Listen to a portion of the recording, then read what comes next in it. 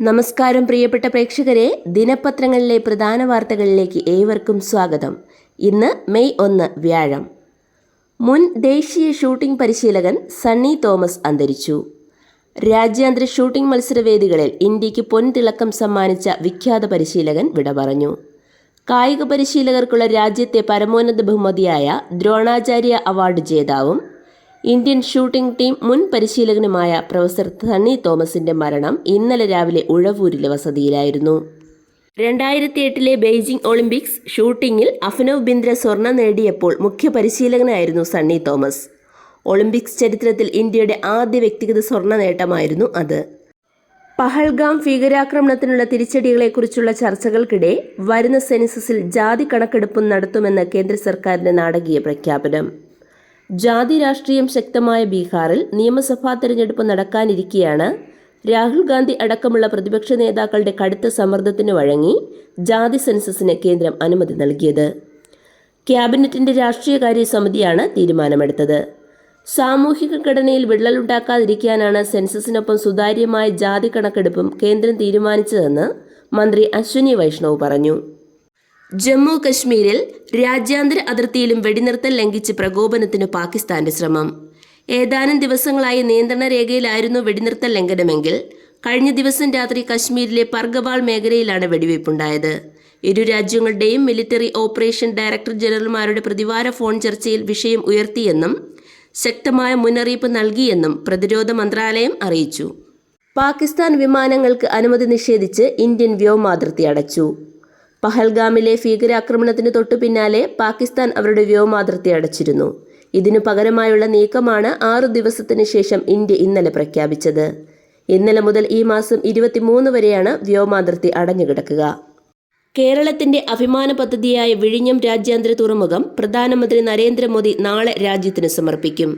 ഇന്നു രാത്രി തിരുവനന്തപുരത്തെത്തുന്ന പ്രധാനമന്ത്രി രാജ്ഭവനിൽ തങ്ങിയ ശേഷം നാളെ രാവിലെ 10:15 ഹെലികോപ്റ്ററിൽ വിഴിഞ്ഞം തുറമുഖത്തെത്തും. പോർട്ട് ഓപ്പറേഷൻ സെന്റർ സന്ദർശിച്ച് പ്രവർത്തനങ്ങൾ വിലയിരുത്തിയ ശേഷം ബർത്ത് സന്ദർശിക്കുന്ന പ്രധാനമന്ത്രി 11 തുറമുഖം രാജ്യത്തിന് സമർപ്പിക്കും. 12 അദ്ദേഹം മടങ്ങും. പോത്തൻകോട് സുധീഷ് വധക്കേസിൽ 11 പ്രതികൾക്കും കോടതി ജീവപര്യന്തം ശിക്ഷ വിധിച്ചു. ആയുധം സൂക്ഷിക്കൽ, ഗൂഢാലോചന തുടങ്ങി പല കുറ്റങ്ങളായാണ് ശിക്ഷ. ഓരോ പ്രതിക്കും 25,000 രൂപ പിഴയും വിധിച്ചിട്ടുണ്ട്. ഇതിൽ നിന്ന് 1 ലക്ഷം രൂപ കൊല്ലപ്പെട്ട സുധീഷിന്റെ അമ്മ ലീലയ്ക്ക് നൽകണം. ഡിജിറ്റൽ തുല്യത സുപ്രധാന വിധിയുമായി സുപ്രീം കോടതി.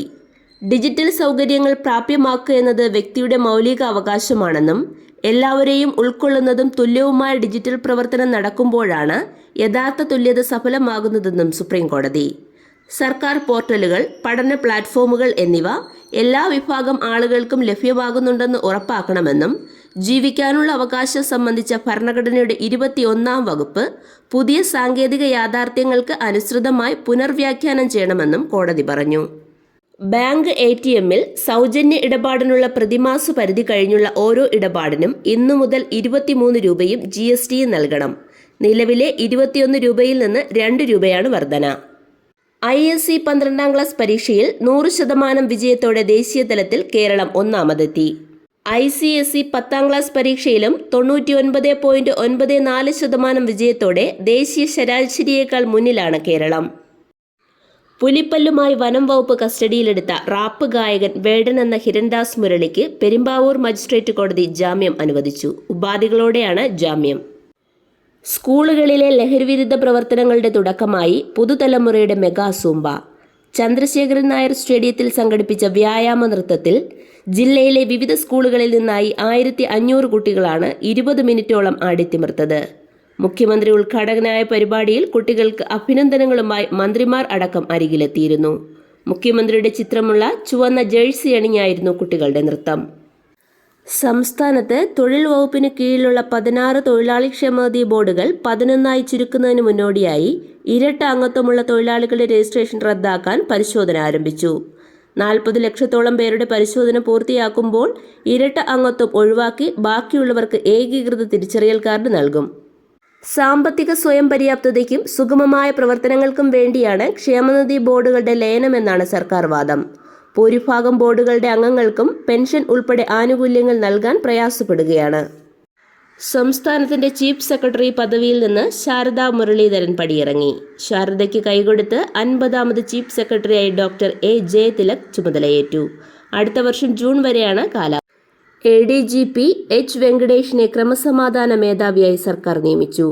DGPയായി സ്ഥാനക്കയറ്റം ലഭിച്ച മനോജ് എബ്രഹാം അഗ്നിരക്ഷാസേനാ മേധാവിയാകുന്ന ഒഴിവിലാണ് നിയമനം. നിലവിൽ ക്രൈംബ്രാഞ്ച് മേധാവിയായ വെങ്കടേഷ് ഇന്ന് ക്രമസമാധാന ചുമതലയേൽക്കും. IPL ചെന്നൈക്കെതിരെ പഞ്ചാബിന് 4 വിക്കറ്റ് ജയം. സംസ്ഥാനത്തെ ആദ്യ ഗ്രാൻഡ് മാസ്റ്റർ രാജ്യാന്തര ഓപ്പൺ ചെസ് ടൂർണമെന്റിന് കോട്ടയത്ത് തുടക്കം. അടുത്ത വർഷം ജപ്പാനിൽ നടക്കുന്ന ഏഷ്യൻ ഗെയിംസിൽ ക്രിക്കറ്റ് മത്സര ഇനമായി തുടരും. 2026 ഏഷ്യൻ ഗെയിംസിലെ 41 മത്സര ഇനങ്ങളിലൊന്നായി ക്രിക്കറ്റിനെയും ഉൾപ്പെടുത്താൻ സംഘടനാ സമിതി യോഗം തീരുമാനിച്ചു. 2020 ഫോർമാറ്റിലാകും മത്സരങ്ങൾ. 4ാം തവണയാണ് ക്രിക്കറ്റ് ഏഷ്യൻ ഗെയിംസ് മത്സര ഇനമാകുന്നത്. ഇതോടെ ഇന്നത്തെ ദിനപത്രങ്ങളിലെ പ്രധാന വാർത്തകൾ സമാപിക്കുന്നു. മെയ് ദിനം പ്രമാണിച്ച് ഇന്ന് അവധിയായതിനാൽ നാളെ ദിനപത്ര വായന ഉണ്ടായിരിക്കുന്നതല്ല. നന്ദി, നമസ്കാരം.